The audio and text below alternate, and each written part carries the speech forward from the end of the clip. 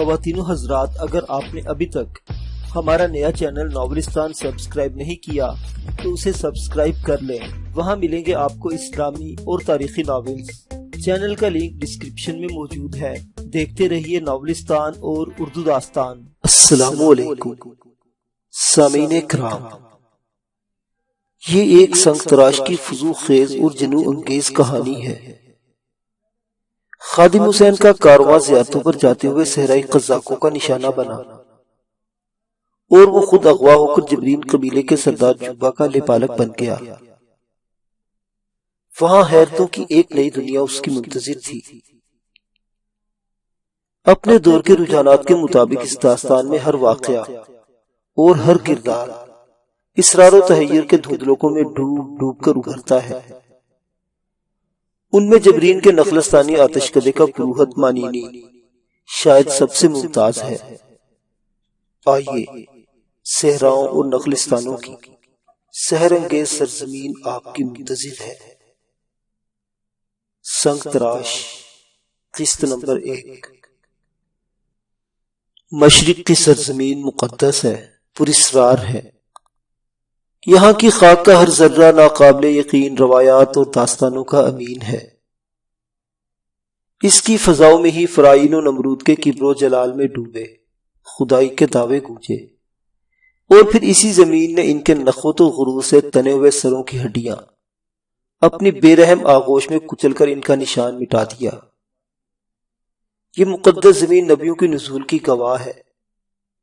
صداقت و عرفان کی ہر غیبی ندا سب سے پہلے یہیں کی فضاؤں میں ابھری اور پھر پورے عالم کو منور کرتی چلی گئی۔ یہاں کے طیور اب بھی داؤد کی خوشحالانی کے گواہ ہے۔ نیل کا پانی موسیٰ کے ہاتھوں فرعون اور اس کے بہکائے ہوئے جادوگروں کے عبرتناک حشر کی علامت ہے۔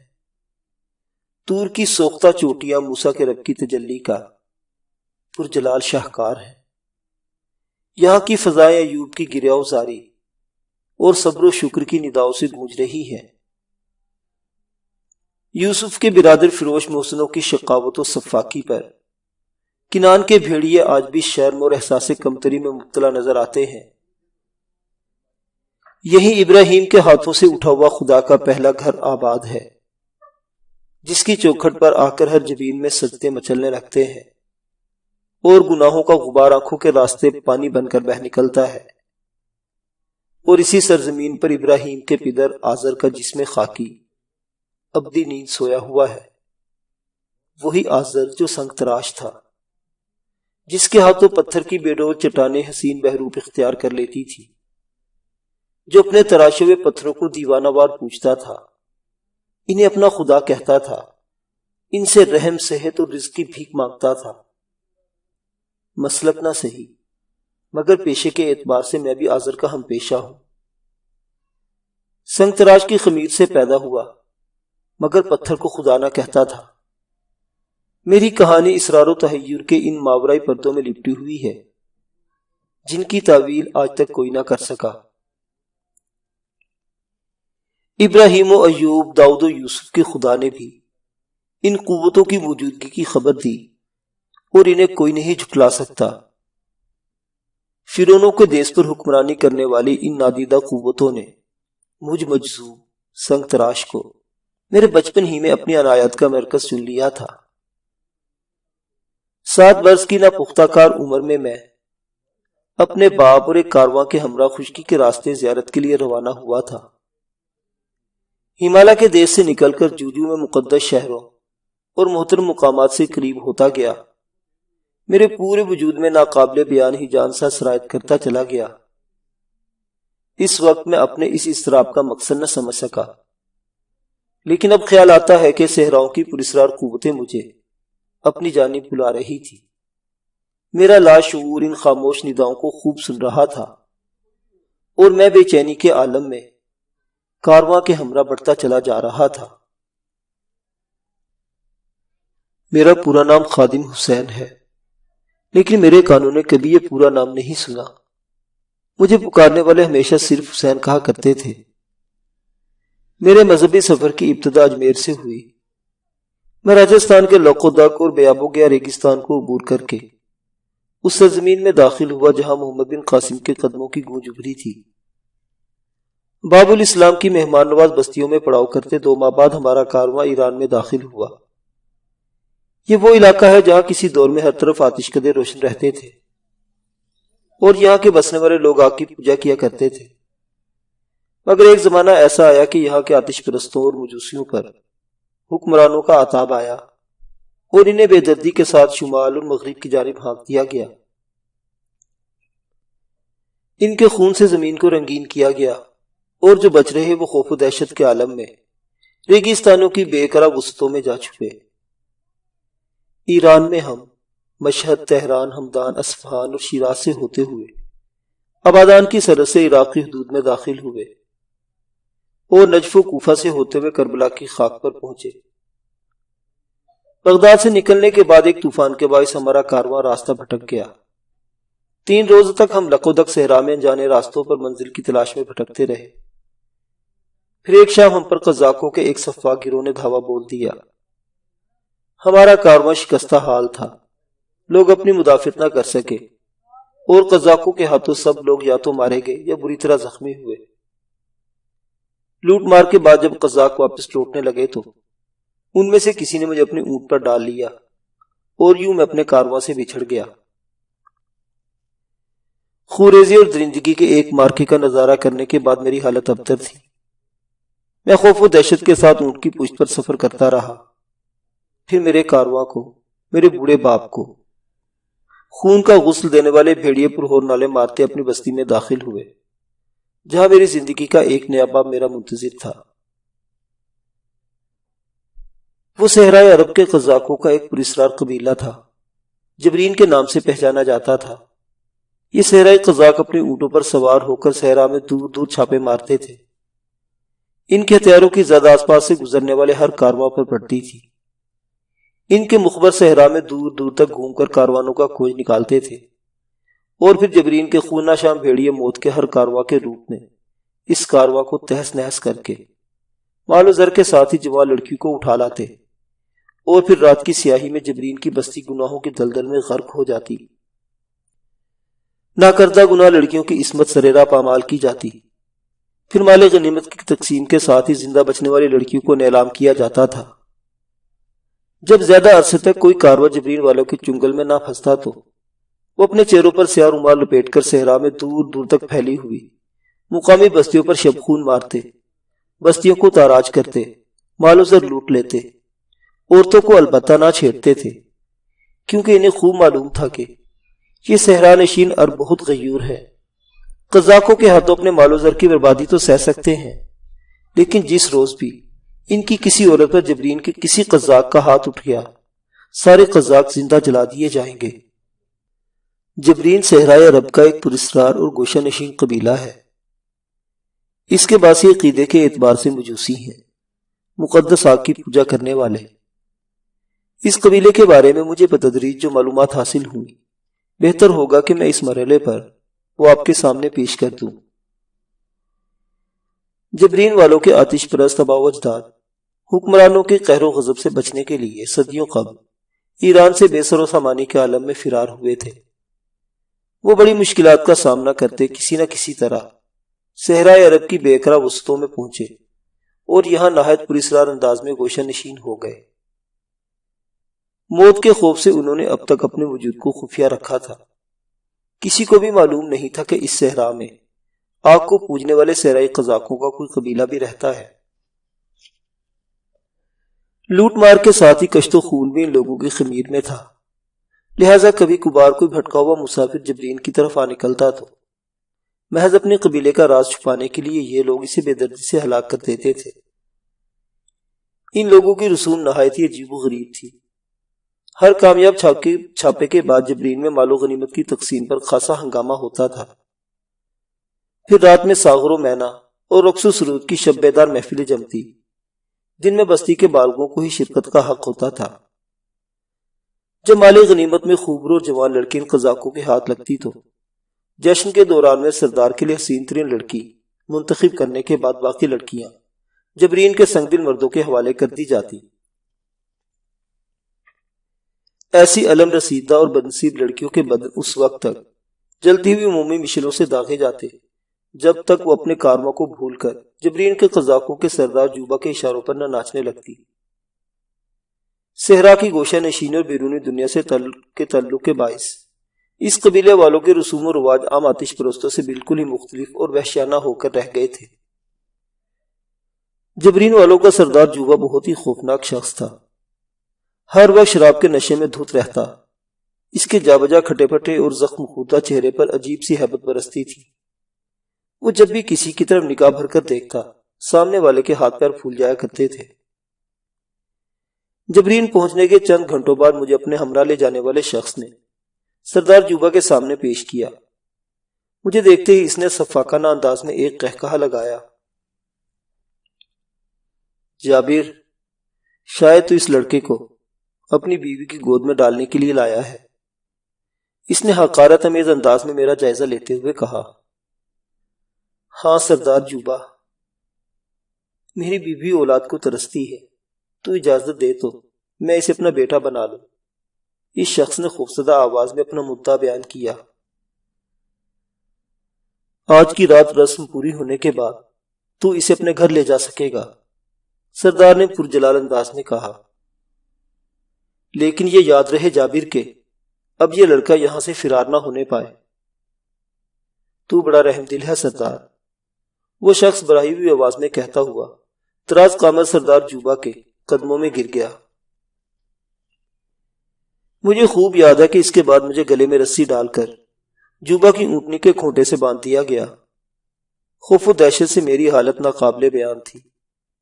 بستی والے مجھے اس طرح دیکھتے ہوئے گزر رہے تھے جیسے میں ان کے لیے کوئی عجوبہ ہوں۔ یہ صورتحال رات کی سیاہی پھیلنے تک قائم رہی۔ پھر سردار کے وسیع خیمے سے شور و غل کی آوازیں بلند ہونے لگی۔ قہقہوں کی بدمستی بتا رہی تھی کہ خیمے میں شراب کا دور چل رہا ہے۔ پھر جوبا کا ایک غلام میرے پاس آیا اور مجھے اونٹنی کی کھوٹنی سے کھول کر خیمے کے اندر لے گیا۔ وہاں عجیب بدمستی کا سما تھا۔ سردار جوبا کے قدموں میں ایک آتش دان روشن تھا اور اس میں الاؤ جل رہا تھا جس میں لوہے کی ایک مہر تپ رہی تھی۔ خیمے کے وسط میں پہنچنے کے بعد جوبا کا غلام واپس لوٹ گیا اور جوبا اس آتش دان سے دہکتی ہوئی آہنی مہر دستے سے تھام کر میری طرف بڑھا۔ میں بری طرح سہما ہوا تھا۔ میرے وہم و گمان میں بھی نہیں تھا کہ اب جوبا کیا کرنے والا ہے۔ میرے قریب آ کر غیر متوقع طور پر اس نے داہنی لات میری پنڈلیوں پر ماری۔ میں چیخ مار کر چاروں خانے چت زمین پر گر گیا۔ جوبا کسی خونے درندے کی طرح فوراً ہی میرے سینے پر سوار ہو گیا اور مجھے بے بس پاتے ہی لوہے کی وہ تپتی ہوئی مہر میرے سینے کے داہنی جانب کھال پر لگا دی۔ میری فلک شگاف اور لرزہ خیز چیخیں سن کر جوبا وحشیوں کی طرح زور زور سے ہنسنے لگا۔ جب اسے یقین ہو گیا کہ اس مہر کا مقدس نشان میرے سینے کی جلد پر ثبت ہو چکا ہے تو وہ میرے ناتواں بدن سے اتر گیا۔ میں دونوں ہاتھوں سے اپنا زخم تھام کر زمین پر تڑپنے لگا۔ پھر جوبا نے کسی جانب سے ایک سیال برتن کا اٹھا کر میرے اوپر انڈیل دیا۔ وہ سیال نہ جانے کیسی تاثیر رکھتا تھا۔ میری کھال کی جلن فوراً ہی ختم ہو گئی اور میں کسی سہمے ہوئے چوہے کی طرح زمین پر دبکا پڑا رہ گیا۔ لے جا جابر، یہ آج سے تیرا بیٹا ہے، خیمے میں سردار کی پاردار آواز گونجی اور یوں میں جبرین کے ایک قزاق کا منہ بلا بیٹا بن گیا۔ جابر اور اس کی بیوی مجھ پر بہت مہربان تھے۔ پورے قبیلے میں وہ واحد گھرانہ تھا جہاں اولاد کا نور مفقود تھا۔ ان دونوں نے مجھے پوری توجہ اور محبت کے ساتھ پروان چڑھانا شروع کیا، جس کے نتیجے میں رفتہ رفتہ اپنے اصل والدین کا صدمہ ختم ہو گیا اور میں نے خاصی حد تک خود کو اس نئی زندگی کے سانچے میں ڈھال لیا۔ جہاں تک رہن سہن کے طور طریقوں اور بول چال کا تعلق ہے، میں چند مہینوں میں ہی اس کا عادی ہو گیا۔ اجنبیت کی تمام دیواریں تیزی کے ساتھ گرتی چلی گئی، لیکن دل پر جبر کرنے کے باوجود میں جبرین کے دوسرے بچوں کی طرح کبھی بھی قزاقی کے پیشے پر فخر نہ کر سکا۔ لوٹ مار کے یہ طورتوار شروع ہی سے مجھے سخت ناپسند تھے۔ جب جبرین والے راتوں کی سیاہی میں اپنے چہروں پر ہوسناک عزائم کی پرچھائیاں لیے دان چمکاتے مظلوم لڑکیوں کے حسین و نازک بدنوں کو مومی شمعوں سے داغا کرتے تو اس صفاقی پر میرا خون کھول اٹھتا تھا، لیکن میں خاموش رہنے پر مجبور تھا۔ مجھے معلوم تھا کہ میں جابر کا منہ بلا بیٹا ہونے کے باوجود جبرین کے دوسرے درجے کا شہری ہوں۔ میری کوئی بھی ایسی حرکت سرکشی پر مبنی سمجھی جائے گی جو جبرین کی روایت کے خلاف ہو، پھر مجھے جوبا کی شاز اور اونٹنی کے پیچھے پیر سے باندھ کر اس وقت تک تپتے ہوئے ریتلے صحرا میں گھسیٹا جاتا جب تک میری چربی پگھل کر صحرا کی پیاسی ریت پر نہ بہنے لگتی۔ جب میں نے لڑکپن کی حدود میں قدم رکھا تو سردار جوبا کے حواریوں نے مجھے بھی قزاقی میں اپنا شریک کار بنانا چاہا، لیکن میں کافی عرصے تک مختلف بہانوں سے اپنی جان بچاتا رہا۔ پوری بستی میں صرف جابر ہی ایسا شخص تھا جو کسی حد تک میرا مزاج سمجھتا تھا۔ مجھ سے محبت کرنے کے باوجود وہ کبھی بھی کھل کر میری حمایت پر آمادہ نہ ہو سکا۔ اس کے مشورے پر میں ٹولی کی روانگی کے موقع پر عموماً جبرین کے نواحی نخلستانوں میں جا چھپتا، جہاں کی فضا مجھے بے حد پسند تھی۔ کچھ عرصہ بعد جابر نے سردار کی خوشامد کر کے مجھے قزاقوں کی گروہ میں شامل ہونے کے بجائے نخلستان کے کاموں پر مامور کرا دیا۔ میرے لیے یہ خبر بہت زیادہ سکون کا باعث ہوئی اور میں فوراً بستی سے نخلستان میں منتقل ہو گیا۔ جبرین کا وہ لہلہاتا نخلستان آج میرے لیے خواب بن کر رہ گیا ہے۔ اس کے تصور میں جہاں دل میں گدگدی پیدا کر دینے والی لطیف یادیں پوشیدہ ہیں، وہیں ڈراؤنے اور پرہول خواب بھی اس سبزہ زار سے وابستہ ہیں۔ نخلستان کا نگہبان جبرین ایک پراسرار بوڑھا مجوسی تھا جسے مانینی کے نام سے پکارا جاتا تھا۔ وہ بوڑھا بدن کا بہت نحیف مگر دماغ کا شیطان تھا۔ مشہور تھا کہ جوبا کے بیشتر فیصلوں کی پشت پناہی پر مانینی کا ہی دماغ ہوا کرتا ہے۔ مانینی کی بینائی اس قدر کمزور تھی کہ شام کے دھندلے کے میں اسے آدمی اور اونٹ کے فرق تک معلوم نہ ہوتا تھا، لیکن وہ محض بو سونگھ کر 100 گز دور سے مرد اور عورت میں تمیز کر لیتا تھا۔ اس کی مہارت کا یہ عالم تھا کہ وہ جسموں سے پھوٹنے والی مہک اور بو سے ذریعے ہی دور ہی سے جبرین کی ہر عورت اور ہر دوشیزہ کو بخوبی پہچان لیتا تھا۔ مانینی جب سے پیدا ہوا جبرین کے اسی لہلاتے نخلستان میں رہ رہا تھا۔ گو وہاں تنہا رہتا تھا، مگر بستی والے اکثر راتوں کی سیاہی میں نہایت گھمبیر سناٹے میں نخلستان کی جانب سے پرہول آوازیں ابھرتی سنتے تھے، جیسے وہاں عذاب میں مبتلا روحیں اپنے گناہوں کے بوجھ تلے دب کر یبکاری سسک پڑی ہوں۔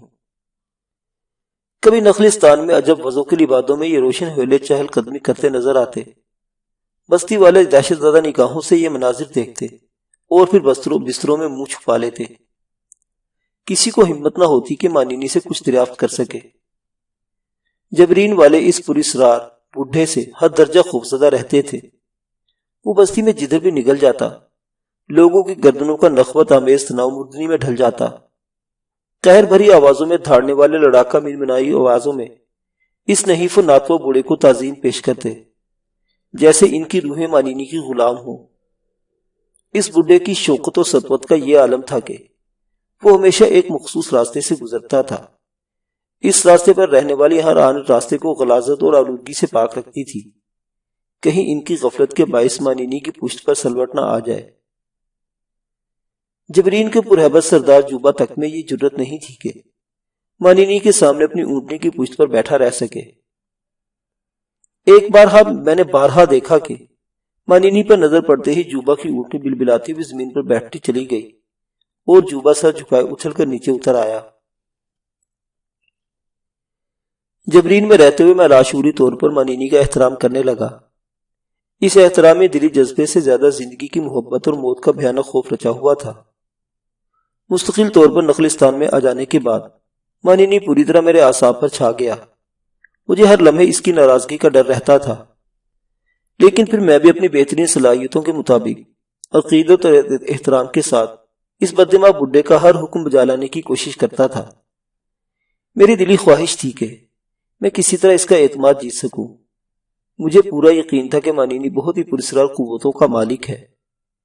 میں اس قریب المرگ بڈھے کے سینے میں دفن ایسے چند ہی راز جان لینے کی خواہش میں اس کی بدکلامی اور تندخوئی سہتا رہا۔ مجھے نخلستان میں رہتے ہوئے 3 ماہ گزر گئے، لیکن مانینی نے مجھے اپنے قریب خیمے تک نہ پھٹکنے دیا۔ برسوں سے اس کے ساتھ کام کرنے والوں نے مجھے بتایا کہ مانینی کبھی بھی وقت غافل نہیں رہتا۔ وہ محض ہوا میں منہ اٹھا کر چند گہرے سانس لیتا ہے اور یہ جان لیتا ہے کہ کون چوروں کی طرح اس کے خیمے کی طرف بڑھ رہا ہے۔ ایک روز دن بھر کی مشقت کے بعد میں کھجور کے درختوں کے سائے میں بیٹھا صحرا کے مغربی گوشوں میں ڈوبتے سورج کی طرف دیکھ رہا تھا کہ یک و یک مجھے اپنے عقب میں ہلکی سی آہٹ سنائی دی۔ میں چونکڑ مورا تو بوڑھے مانینی کو اپنی جانی باتیں پایا۔ اس سفید ریش بوڑھے کی پتلے پتلے سیاہی مائل ستواں ہونٹوں پر ایک عجیب سی مسکراہٹ مچل رہی تھی، اور وہ تیزی سے پلکیں جھپکاتا اپنی لاٹھی کے سہارے میری جانب بڑھ رہا تھا۔ مانینی بابا، تو کہاں جا رہا ہے؟ میں نے کھڑے ہو کر ادبآمیز لہجے میں اس سے سوال کیا۔ آسمانوں سے ایک خبر آئی ہے، وہ اپنا بایاں ہاتھ فضا میں لہرا کر دبی دبی پرجوش آواز میں بولا۔ تو اپنے خیمے میں چپکے چپکے پتھروں پر انسانوں کی تصویریں ابھارتا ہے نا؟ اس کا لہجہ پر یقین اور تائید طلب تھا۔ میں نے ڈوبتے نبضوں اور دھڑکتے دل کے ساتھ اس جرم کا اقرار کر لیا۔ جبرین والے سنگ تراشی کو گناہ سمجھتے تھے۔ ان کا عقیدہ تھا کہ پتھروں پر صرف مقدس ہستیوں کی شبیہ بنائی جا سکتی ہے۔ ہر کس و ناقص کے مجسمے تراشنے والے کو زندہ درگور کر دینا چاہیے۔ میں نے جوبا کو خوشخبری سنا دی ہے۔ وہ میرے قریب آ کر رکتے ہوئے بولا، تیرے مقدر میں وہ بات لکھی جا چکی ہے جو انہونی ہے۔ تیری ہتھوڑوں کی ضربوں کی گونج میں اس قبیلے کے صحرا کے ہر ذرے سے ابھرتی سن رہا ہوں۔ جبرین والوں کو مبارک ہو کے ان کے قبیلے میں آزر کا ایک ہم پیشہ ابھر رہا ہے۔ جوبا نے تجھے سنگ تراشی کی اجازت دے دی ہے۔ مانینی بابا، میں لپک کر اس نحیف مگر پرہیبت بوڑھے کے قدموں میں گر پڑا۔ مجھے یوں محسوس ہوا جیسے میں آسمان کی رفتوں میں اڑ رہا ہوں۔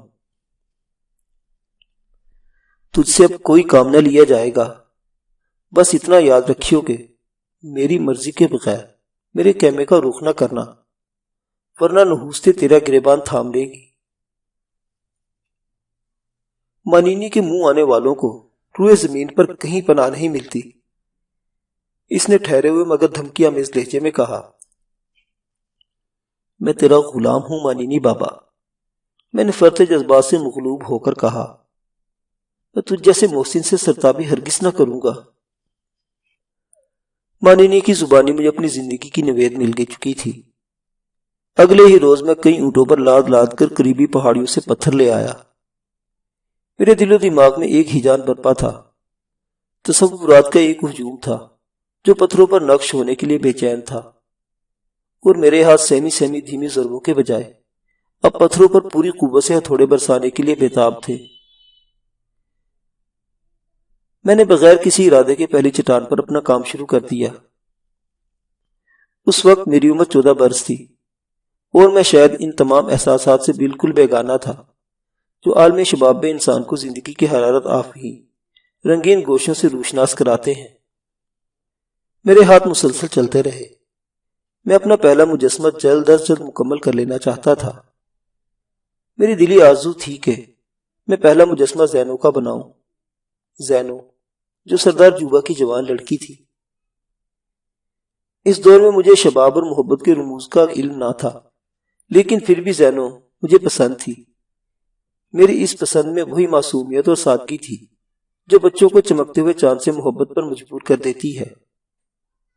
میں وہ مجسمہ تراشتا رہا۔ زینو میرے سامنے نہ تھی جسے دیکھ کر میں مجسمے پر اس کا پیکر ابھارتا۔ پھر یہ میرے فن کی ابتدا تھی۔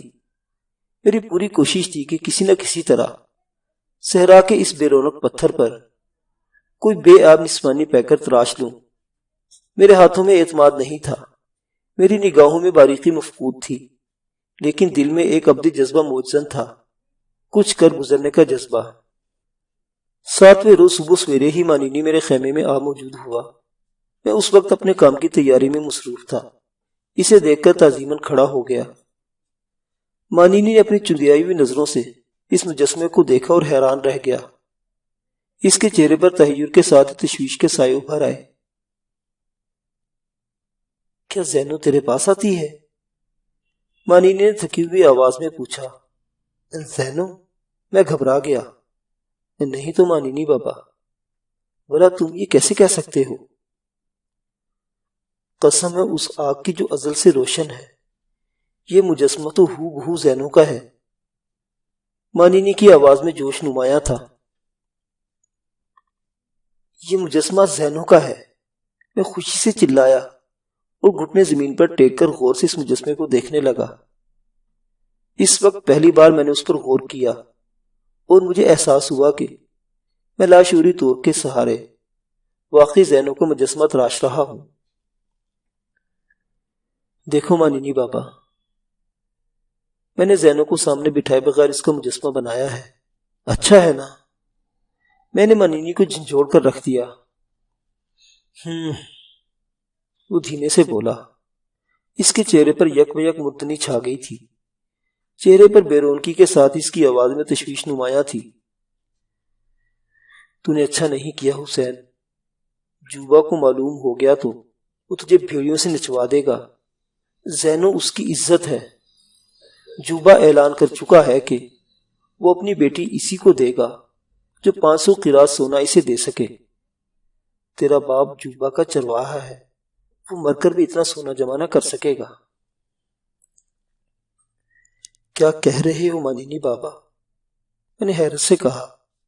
میں زینو کو خریدنا نہیں چاہتا، وہ میرے ساتھ کھیلی ہے، میں اسے پسند کرتا ہوں، اس لیے میں نے بغیر ارادے کے اس کا مجسمہ بنا لیا۔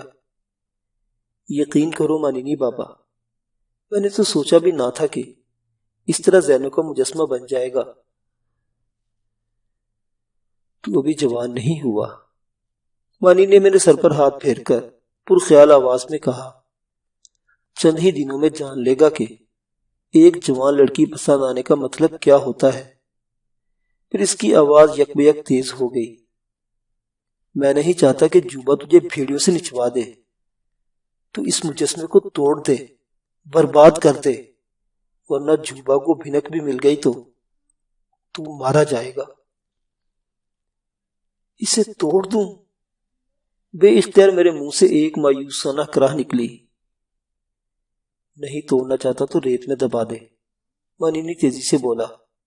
تو ابھی بچہ ہے، جوبا تجھ سے پہلے مرے گا، اس کے مرنے تک تیرا ہاتھ بھی سچا ہو جائے گا، پھر تجھے زینو کا مجسمہ بنانے سے کوئی نہ روک سکے گا۔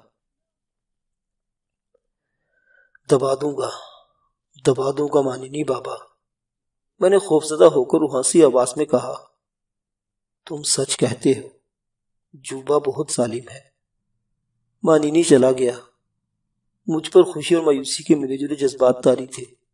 خوشی اس بات کی تھی کہ میں نے بہت کامیابی سے لاشعور میں دبی زینو کی تصویر کو پتھریلے نقوش میں اتنی جلدی کامیابی سے ابھارا تھا کہ مانینی بھی ایک نظر میں اسے پہچان گیا۔ اور مایوسی اس بات کی تھی کہ مجھے اپنا پہلا شہکار مکمل کیے بغیر اپنے ہی ہاتھوں صحرا کی ریت میں دفن کر دینا تھا، جوبا کی موت کے انتظار میں۔ معزز سامعین، کہانی بھی جاری ہے، بقیہ واقعات اگلی قسط میں۔